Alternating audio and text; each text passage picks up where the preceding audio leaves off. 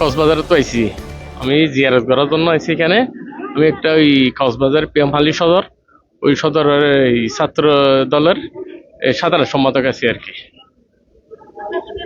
বেগম জিয়ার কোন স্মৃতিটা আপনার বেশি মনে পড়ে? আমার যেগুলি আমাদের সাথে মিটিং এ অনেক কথা বলতো, ওগুলি আমাদের মনে পড়ে, তাই তো আমি এখানে আইছি দেখার জন্য।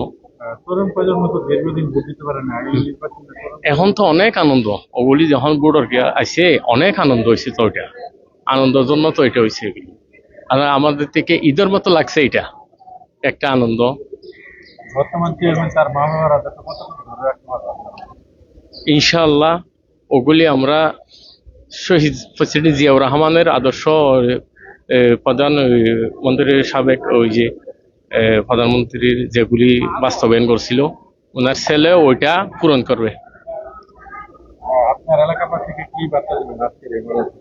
আমার এলাকাবাসীকে আমি বার্তা দিতে চাই, ইনশাআল্লাহ ওই যে তারেক রহমান, প্রেসিডেন্ট তারেক রহমান যদি ক্ষমতা আছে, ইনশাআল্লাহ যেগুলি ওনার মানে ইচ্ছা ছিল সব পূরণ করবে ইনশাআল্লাহ।